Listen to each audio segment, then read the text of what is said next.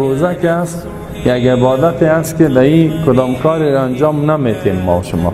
کدام بار پشت کنیم بوجی را ببریم یا یک جای بدویم یا گپ بزنیم، فقط امتناع است. امتناع خود را مانع شدن از خوردن، نوشیدن و شهوت، یعنی استفاده جنسی که از صبح وقت شروع میشه، وقت طلوع فجر که حال 5 بالا 3 است تا غروب آفتاب که 4 دقیقه میماند به 7.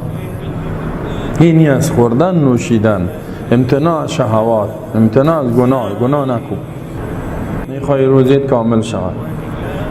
به اینی عبادت ما میتونیم بر خالق خود نزدیک شویم، به حدی که تمام گناه ما را محو کنه. قسمی که میفرماد من صام رمضان ایمانا و احتسابا غفر له ما تقدم من ذنبه. کسی که روزه میگیرد رمضان به خاطر ایمان و عقیده که دارد به الله و احتساب به خاطر طلب ثواب رضایت الله، دیگه هدف ندارد، غفر له ما تقدم من ذنبه، بخشیده میشود از برای زنا تمام گناهی را قبلا انجام داد. گناه که انسان از گناه پاک باشد طبعا مستحق جنت است. اینالی روزه ما و شما که الله حکم کردگی است، آداب دارد، از خود احکاماتی دارد که رعایت شود باید. اسمی که الله در قرآن میگه یا ایها الذین آمنوا کتب علیکم الصیام کما کتب علی الذین من قبلکم لعلکم تتقون. ای مؤمنین خبردار، فرض شده و بالای شما روزه گرفتن ماه مبارک رمضان کما کتب علی الذین من قبلکم، مثل که با امتهای سابقه هم فرض شده بود.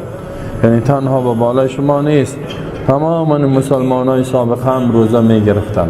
خود چرا روزه بگیرین؟ لعلکم تتقون، تا اینکه شما متقی شوین، تقوا در وجودتان پیدا شود، از گناه ها و معاصی دور شوین. چه گناه قلبی است، گناه زبانی است، گناه چشم است، گوش است، تمام اعضای بدنتان باید روزه دار شود.